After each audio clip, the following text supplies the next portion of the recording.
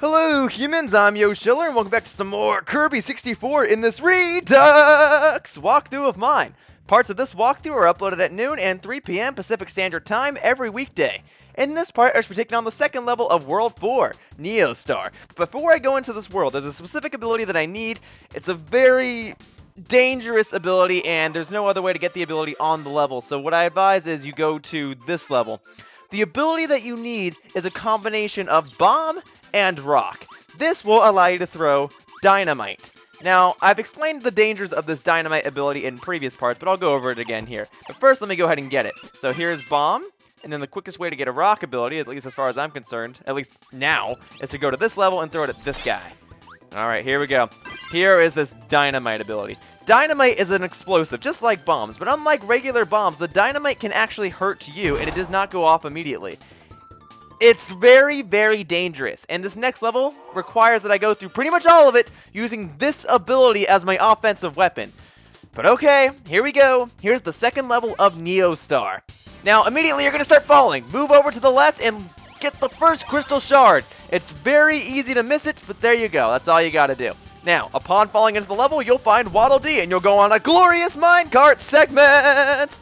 Yes, it is nice. This is actually the only minecart in this game. There are other Waddle Dee segments, but this is the only minecart segment!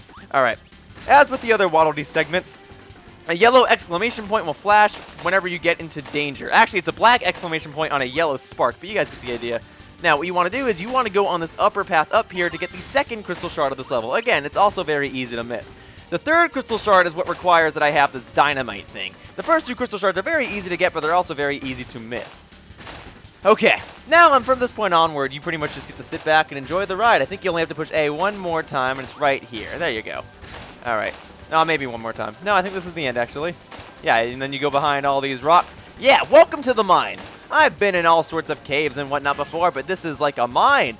I don't see any gold or anything, but I will find a Crystal Shard. And this level is quite pretty, and it also marks the first time that I've heard this song in the game. Only 2 levels use it, and it's this one and one that's like 2 levels later. It's a pretty catchy song. Also, don't go in front of these black holes or frogs will jump out and attack you.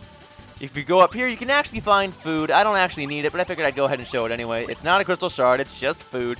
Be wary of these eye blocks. These eye blocks can crush you and I think deal double damage to you, not just 1 health point, but I think they can do 2 if you don't move immediately out of the way. Alright, here's a 1-up. I don't really need it considering I have 12 lives right now, but I'll go ahead and get it anyway, just to show it. Alright, I'm going to go ahead and spam my jumping powers. It will wear off. This marks one of the only Kirby games in which Kirby cannot jump infinitely. But, I got through that segment just fine, if I should say so myself. Now, I really don't want to use this dynamite ability because, again, it can hurt me. If an enemy touches it, it will kill the enemy, but it'll hurt me too. And there's only so many healing items I can use on this level. And also be wary of these things that are falling from the ceiling. I have no idea what these things are called. If you inhale them, you don't get any ability. They're just random things that fall from the ceiling. It looks like it's made of water. It's like a random water capsule with a heart in it. It's weird. Don't mess with them. Just keep moving. Just keep moving. Now this room is where you need to use the dynamite ability. But be careful because this is also one of the most enemy-filled rooms in the game. At least enemy-filled in which you can actually kill the enemies.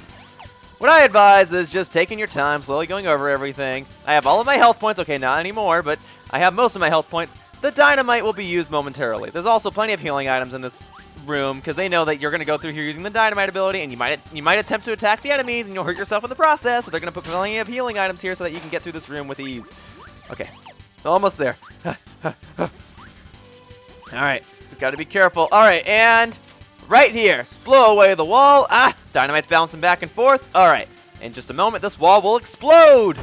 There we go. And here's the third and final Crystal Shard of this level, and I'm not using that ability anymore. I'm going to go ahead and get my Electric Saber. Electric Saber is one of my favorite abilities, and I can get it right here. If I can... Okay. Let me just continue on then. If I combine Electric and Cutter, I can get the Electric Saber. So, okay, here's Electric. I think if I go back, the enemy will respawn. So let's see. Alright, here we go.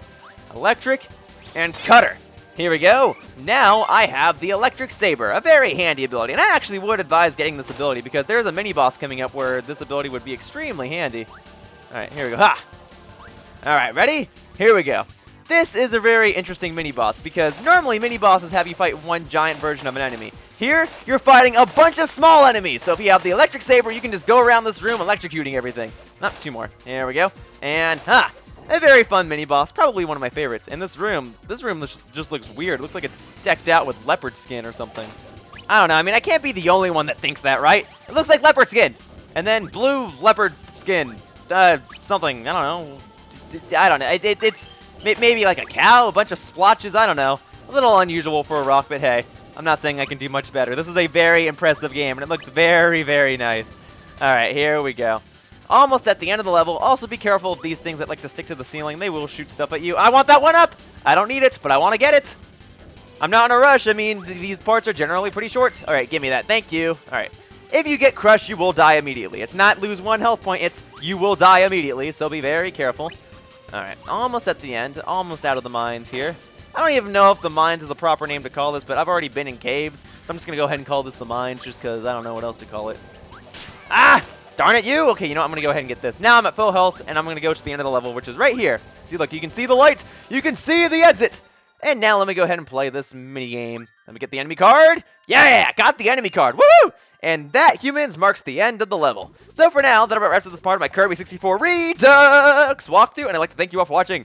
See you all next time. The next one, I take on the 3rd level of Neo Star. Bye-bye, humans!